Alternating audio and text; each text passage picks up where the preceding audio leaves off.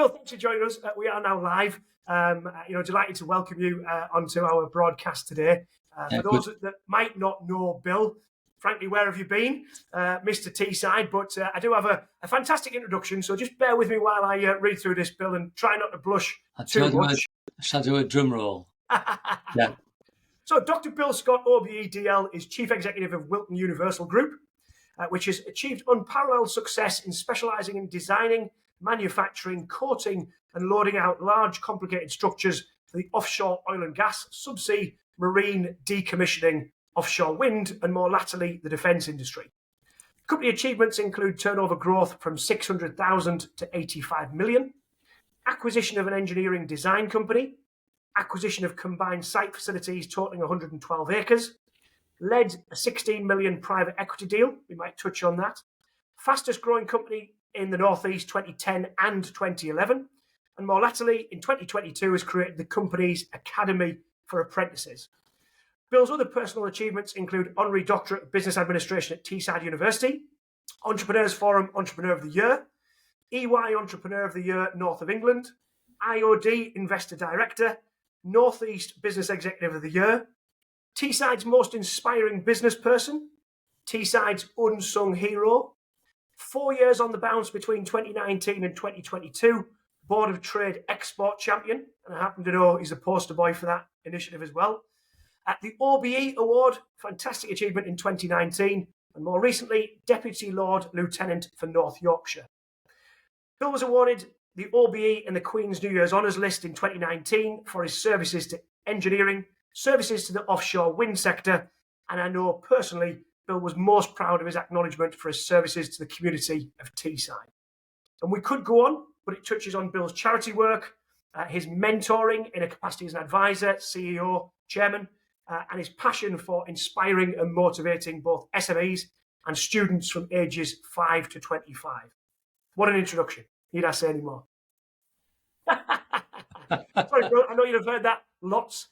No, I haven't. It's the first time I've ever heard that, ever. Oh, my goodness, yeah. But clearly, an incredible business journey, Bill. I don't think you need to introduce any more, but perhaps you can begin by telling us, the growth journey and tell us how the group has grown over that period of time. Yeah, so I guess, I suppose it first started, I think back now as I was an apprentice and I used to love my job. I started work as a plater and I loved it. I loved manufacturing things and had a bit of a natural sort of ability, I guess, to do that sort of stuff and really just enjoyed that. I hadn't considered really at that point to do anything else until I was actually asked to consider that I would be the managing director of the company I was working for one day when I was only 18. Wow. Which was a bit, and that was a penny that dropped. And from that point, I was thinking, right, wow, okay. And then I actually got headhunted at 22, 23, which is really quite young. Had you taken up the role of MD at the previous business before that? No.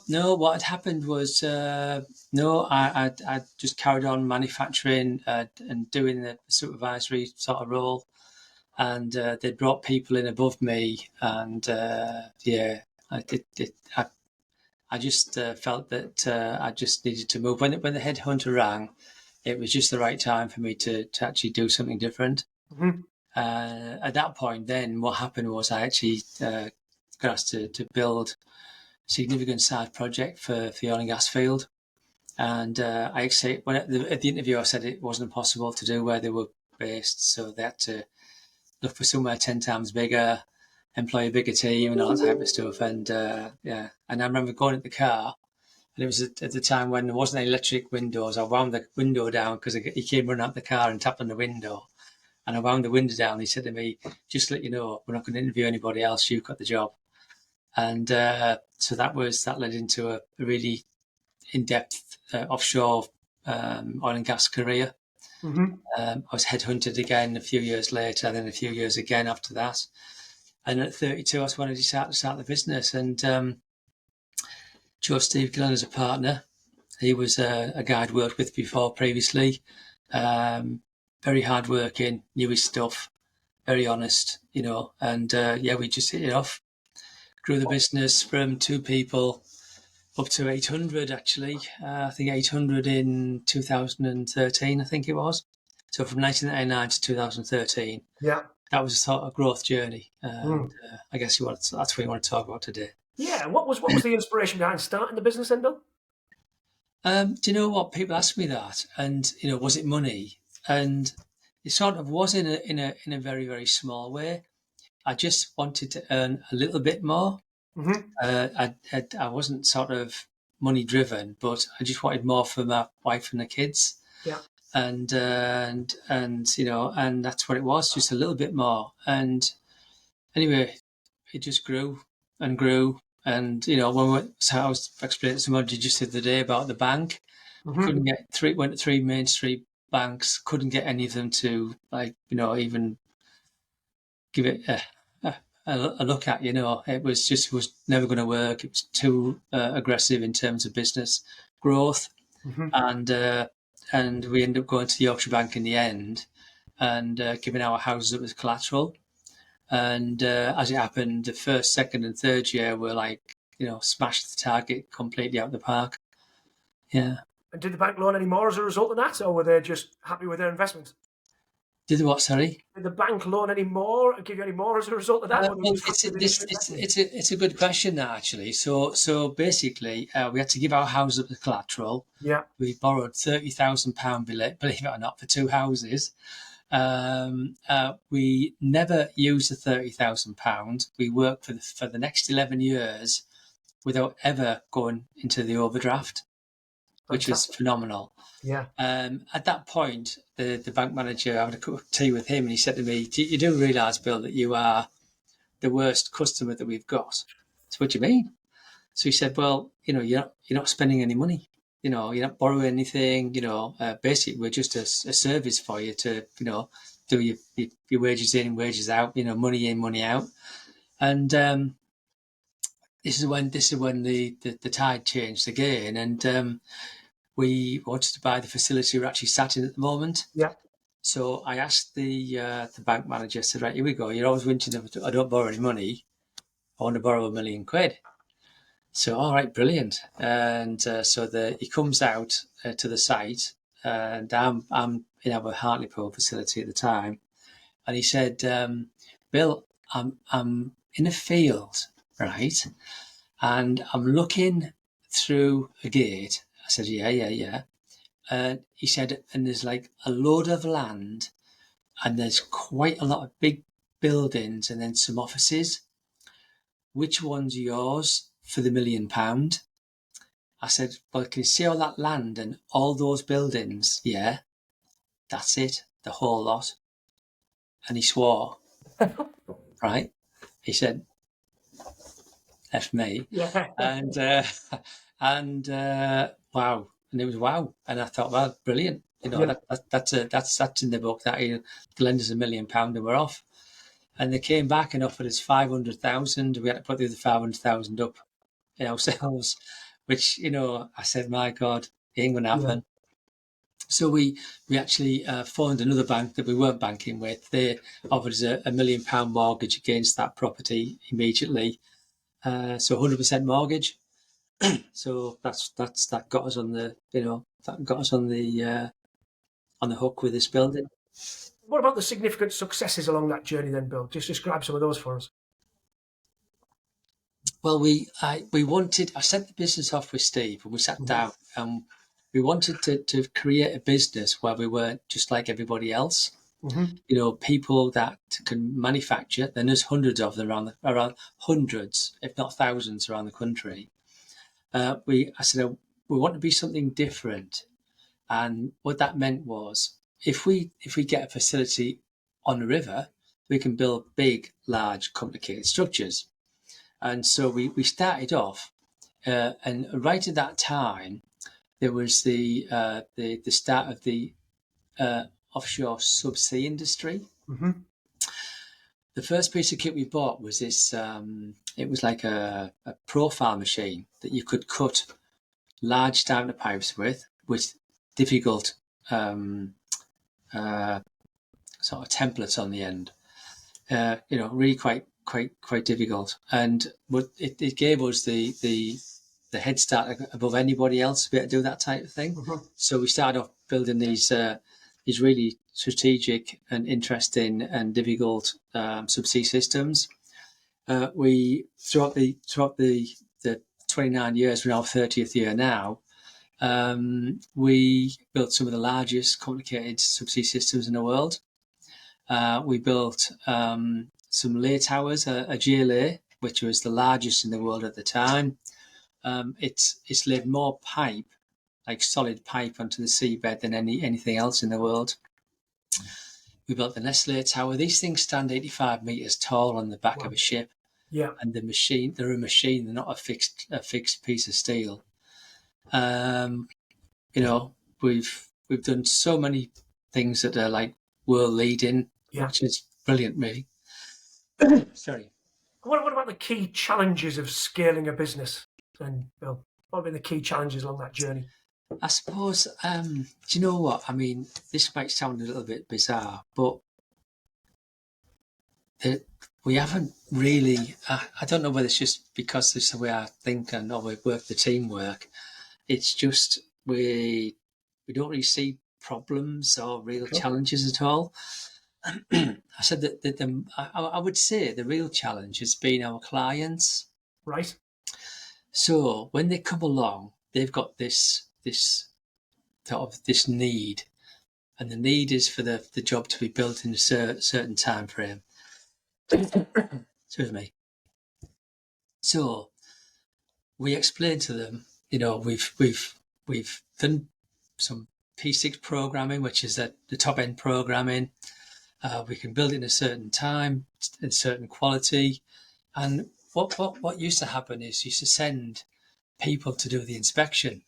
Now those people, they're freelancers that come in and they want to spend, and I say to them, listen, there's only one turkey on this job, which means there's only one Christmas, which means there's only 1 year, and it has to be finished. There's no 2 turkeys on this one, because they seem to want to pull it out, And so I remember talking to Talisman many years ago, and this guy came in. He was quite aggressive, and he said, "You bloody fabricators, you're the same. You're always late. You'd always cost more money and all that type of thing." So I explained to him. I said, "Obviously, you've obviously been dealing with the wrong type of people." So I explained to him what we need to do is to work with you, right? If you want to work working for you, it ain't going to work. Mm-hmm. So we need to work together. So it's a partnership to be able to deliver. So what we said was that we will send all of our procedures up front. You've got, Mr. Client, I know you're a massive company, but you've got to slimline your whole process to be able to get these documents through quickly. The project you give me is a year late already. You want it delivered in a year, right? We can deliver it in a year, but we need to work together to do that. And the eventual thing was that we did work together. I said that if there are any issues that do kick off during projects, is that we will put somebody of clarity that can make a decision. And at that point it was me, actually. And then you get somebody that can actually make a decision. Together we will take up that situation off the S-curve, which is the planning tool. Take it offline, fix it, put it back in, and we'll crack on. That job finished 6 weeks early. The guy was absolutely over the moon. And I use that as a demonstration as to how to run a project. You've obviously got a brilliant team around you then, Bill. How has your finance team evolved over that successful period? Yeah, so I was the finance team at the beginning, so I used to sit there and do the almost daily, sometimes cash flow situations. Liz did the wages, didn't she? Yeah, so Liz, so my wife Liz and Steve's wife Leslie, they worked in the office together. So there was basically the 4 of us that started the thing off. Yeah. And it got to a point where the company was growing. We understood that that we needed to get a finance team. It was really important. So we basically pensioned them off at a fairly young age, and so that started the whole process of bringing the finance team in. It wasn't an FD initially, it was an FC, but he was well trained, very good at his job. He created the team around him, which were very good also. And then as it evolved, we needed an FD, so we pulled an FD in. A guy called Jim Keegan, actually. I know Jim well. Yeah, Jim, great guy, very experienced, safe pair of hands. Yeah, and and he did a fantastic job for us. As it moved forward, we did take on private equity, and the first project that I was given at the celebratory evening was to fire Jim, which completely was heartbreaking, to say the least. And you know what? I walked into his office, and having been told I had to do that because they'd already taken somebody else to run the finances. And I walked in his office, and he knew straight away. He'd been waiting for it. And the sad thing was, he worked so diligently to get that thing over the line. Like, I remember one night we worked all night, and he'd been asked to do this financial modelling special stuff. Yeah. And he produced the models and everything. And then, when I was told I had to fire him, I had to go and see him. And I was thinking, my God, how did you? If we said, Bill, I knew as soon as you mentioned bringing private equity in, they always bring their own person in. It's their sets of eyes they're going to bring in. They would never believe anything he said to them because effectively he was my man. So that was a bit sad. Well, the silver lining there is you gave him a great reference when I managed to get him a job, he's a good guy, Jim. I think he's retired now, hasn't he? But last I heard, he was helping his son set up a brewery in London, I think. Oh, so brilliant! Yeah, hopefully going well. Yeah. What kind of challenges did the finance team face during that scale-up journey, and how did that impact you as a CEO? I suppose David Wright was our FC, and following David was Christine Stubbs, who was our FD now. She's done an amazing job. We I think about 2015, the oil and gas crash came along. We were 100% into oil and gas. We had nothing else going on, just 100% that. I won't drag it out. But basically, I got to find out that there was going to be I thought there was going to be an oil and gas crash. Got in touch with the bank, explained the situation to them, that we're going to have to reduce our numbers dramatically. If I was right, because it hadn't been announced or anything like that, obviously. And so we set about carry on doing what we're doing, and reduce it as a project finished. We had to lay those people off, explain to our HR manager that we had to treat them with all diligence and respect, and try and get them other jobs as well. And but we went from 84 million turnover down to 5 million turnover. Wow. People on the shop floor, I'm going to say 450, something like that, went down to 1. Wow. That was tough times, but we had to do what we had to do to keep the company going. And what we did then is we leased out facilities, we kept the finance team, we kept the business winning team. We're always hopeful that we're going to get something else. That's where we looked at ourselves and said, who are we? What do we do? And it was really quite simple. We came up with, we build large, complicated structures. So let's look at other industries. So we looked at offshore wind, we looked at nuclear, we looked at the defence industry. We had to pick the quickest one to get going, and that industry was the offshore wind industry. So tough times from an accounting point of view. Then what we found was the bank we were with, bizarrely, we told the bank manager, and he said, "No, it can't be, surely. We have eyes and ears in London and in Aberdeen, and just walking around having chats, coffees with people just to get the pulse, what's going on, and they haven't heard anything." No. Then 6 months later, he rang me up. We said, "How the hell did you know?" He's called well, by the way.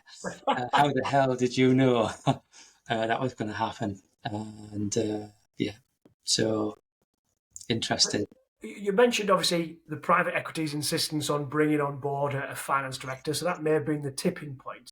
But since you've had that finance director in place, what have been the most significant impact they've had on the business? So, who's at the finance director? Yeah, what has been their most significant? The new one, the ones, yeah. So she's been amazing, really. She's. I remember asking for an interview. So I went to two recruitment companies, and each one I wanted them to give me 3. Mm-hmm. So I interviewed all 6 on the same day, and the idea was to get the fee, because a really, really important job is getting an FD, the right FD. Mm-hmm. So, and the truth is that they were all good. They all had a CV which would have done the job. And then it was about, how can I work with that person? And, when I sat and listened to Christine, I just knew I could work with her and hit it off. Scares the life out of me now, by the way. But she's, it was about that. Yes, everybody can tick the box and they can do the job, but can they work within the team? Yeah. Can they work with the senior exec team and the CEO? Yeah. And that I found that really important. And what would you say is Christine's biggest impact in recent times then? So Christine, she never panics. Well, I never panic. You never see me panic, but she doesn't panic either. So it's very, very. She's very structured. Mm-hmm. She's amazing with the banks. She's amazing social networking. So when she first joined the company, I explained to her that I was like, I go out more times than the gas, and I would literally go to the opening of an envelope, but that means that I'm engaging with the local community. I do mentoring, I look after charities, and I said to her, look, please feel free, if you want to join charities, you want to, take any time off, and you're going to, to help those charities out. I'd like you to go and, meet our clients, their FDs, meet our suppliers, their FDs, because you never know when you're going to need them. We've had some tough times. We had times when we've actually, owed quite a significant amount of money out.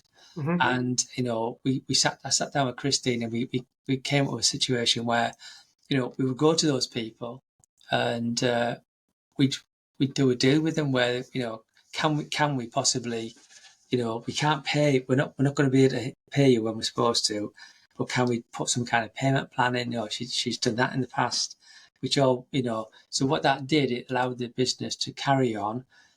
Our suppliers were happy, they were being paid, albeit maybe not to terms, but it wasn't one of those things where, the check's in the post, Christine's auntie's died and she's, she's going to be off for a couple of weeks. It was literally sit down, look, our client hasn't paid us, we've got some cash flow issues, can we come to some kind of agreement? So she did all that type of stuff. And she's everybody in Teesside, everywhere I go now, they talk about Christine and how good she is. Yeah. And so really, I suppose the top tip there for any kind of FD, CFO is be part of the public-facing team, have those relationships in place, so that if the worst comes to the worst, that there's a personal relationship there, and they believe in your credibility as an individual as well as the business case that they see before them. Absolutely imperative. Yeah, that's right. Yeah. And she's working with charities herself now. She's doing a 100-kilometre walk soon. So she's had her 50th birthday, and we dressed her up as a granny. But she I'm sure wasn't she too. thanked you for that one. Sorry? I'm sure she thanked you for that one. Well, she got a mirror. She said, "Oh my God, I look just like my mum." A bit scary. Yeah, unfortunately, we all turn into our parents, don't we, despite the fact of what we do believe. Yeah. How do you do? But hey, Since having Christine on board, has that reduced your need for external advisors or external support then, Bill? well, my call is that the external advisors are needed when needed. Mm-hmm. And she doesn't hold back on. We have good relationships with, like I say, our bank. She has Mm-hmm. a good relationship with FW Capital. Mm-hmm. She's great relationship with the lawyers as well, Muckles, Yeah. and others. But it is about, at the end of the day, if you want things doing right, you want them doing at speed, or you need to have a lending hand or whatever. It's about relationships, Yeah. Yeah. and I encourage that all the Yeah. time, not Yeah. just with Christine, with the whole team, by the way. Yeah.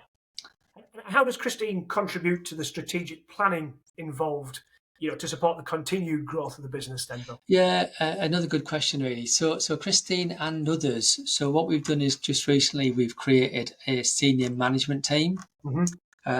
that involves. Can I get the numbers right? I think it's 7, including me. Which, well, put me to one side. So we've got the youngest is 33, I think, 34, and the oldest one is 50. So we've Mm-hmm. got a fairly young but an experienced team, and we sit down and we go through strategy. Just recently, we went off to Keswick, so Mm-hmm. we all met in Keswick on a Monday morning. We sat in a boardroom in the hotel. We had a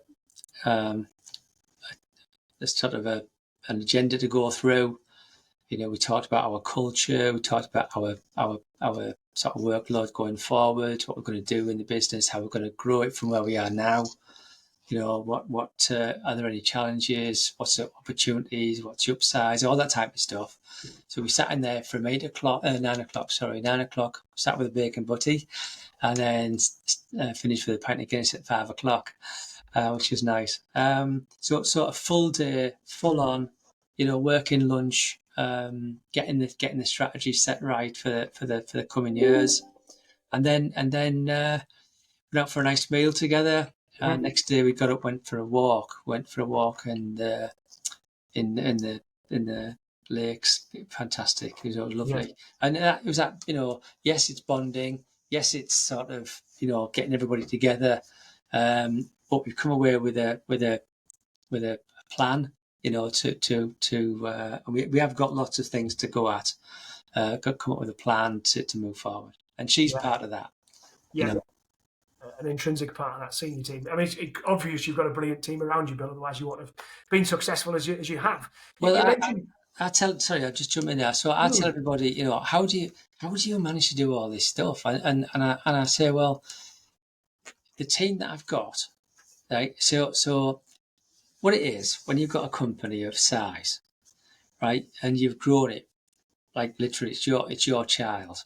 So both myself and Steve, from day one, we worked tirelessly to build a business, hours and hours and hours, 15, 16 hours a day, Friday, Saturday, Sunday, Monday, Tuesday, all the way through every single day. And that's your baby, and you're carrying that baby. It's growing and growing and growing and growing. But you realise at some point you've got to sort of hand it over, Yeah. or or give people responsibilities. So Steve Pearson joined our company when he was, I'm going to say, 20. Must have been just under, maybe 28, something like that. But he's been with us now for a lot of years, and I think that there's a point in time when that there's the person who needs to take over. So you've got to try and allow that to happen. It's really difficult, Mm-hmm. but if you don't do it, you'll end up growing old. The companies will stand still, and you'll end up in terms of timing, missing the timing. Yeah. and actually doing the right thing. So I'm really pleased now. So once you sort of hand it across, you can't then just jump back in. You've got to look for other things to do. What you don't want to do is become a nuisance. Yeah. Generally, honestly, so you can't become a nuisance. You've got to, don't get me wrong. If anything went wrong, I'd be the first one he'd come and ask. And I'd know the answer. Yeah. Absolutely know the answer, right? Because whatever, and that's why I think from a mentoring point of view, that's what I really enjoy, because whatever question they ask me, I can answer it, because I've had it done to me. Yeah. So recognize when is the time then to have the team, to put the team in place long before potentially you think you need to. Because best to plant a tree 20 years ago. Yeah, absolutely right. Absolutely right. And it's not easy. No, it's not easy, but it's the hard part. But at the end of the day, I don't have stress. I have no stress whatsoever. And people say to me, "Wow, look at all these things that you've got. You've got this huge facility." Yeah. And I've had one of my sort of gifts, if you like, is I always tell Christine this, by the way. So I have dreams. Yeah. Right. So I think I've told you before, Paul. Yeah. So I go to sleep on a night, and then something just lodges in my brain, and I wake up. I used to write it down, and then I used to type it in the phone, and then the next morning I'd come in and start singing "I Have a Dream" to Christine as I walked past her office, and she shouted, "No, not another one." no." Yeah, and if it's a really big one, I might write it in a bit of paper and slide it under a door, and then run. Yeah. Now I've got to make financial sense of this. Is that what she says? Sorry. Now I've got to make financial sense of this. Well, yeah. Well, sometimes I can. Right. So we bought the shipyard. I don't know, 2 years ago now, 18 months, 2 years ago, whatever it was. Came on. Well, did it come on the market? I like find out these things that not really on the market, or what I mean, sort of thing. And so I get my nose in the trough, and I think, right, what can we do about this? And then literally, are you there? Yeah. Yes. Sorry. Literally, I come with the idea, and I'll pass it across, and then it's not apparent about the opportunities to some people. So I've got to explain that these are some of the opportunities. Actually, what's hard and fast. So if you're going to go to a bank, or you're going to go to anybody else and say, "What have you got hard and fast?" Sometimes they aren't hard and fast. They could be my interpretation of what the bigger picture is. Now, trying to put that and then putting some money against that is difficult. That's what she does. She then takes that, and if I said to her, "Look, Christine, this one's like totally off the wall, but we need to do this," and she look at me like, "What?" And it might not make any sense, but I can't think of one that hasn't worked out. So you have the dream, and she puts it into harsh reality, cold numbers that people can believe in and back and get behind. And then Steve Pearce and then the team, they end up having to do it at the end. Super stuff. And Bill, as anybody who's met you knows, we could talk all afternoon. We're already over time. So just one final question, and you might have just answered this. But if there was a business owner, a business leader, an MD, a CEO who's thinking about investing in a senior finance director, CFO, what would be the one piece of advice you would give to them? Do what I did. I would interview a number. I interviewed 6, just because I worked out I could interview 6 in one day. And the reason why I interviewed them in one day, because I get, I've got that facial thing. I've got the what's their body language like? I'm going to get on with that type of person. That's what I did, and I managed to find somebody who is, look, they'll all be good at the job. They've got, like if you put somebody forward, Paul, like I know you do, they'll all be good. They'll all be capable of doing the job. It's, can you work with them long term? Are they going to be there with you at 7, 8 o'clock at night, trying to work out how the hell we're going to do X, Y, and Z. How to make your dreams a reality. Perfect. On that note, Bill, thanks very much for joining us. Just stay on for me just a second. Will do. We didn't have any questions, but if anybody would like to pop them in the chat, I'm sure Bill will take the time to respond to those on LinkedIn. Thanks to everybody for joining us and watching this afternoon. We'll pop the recording online shortly. But once again, Bill, thanks so much for your time this afternoon.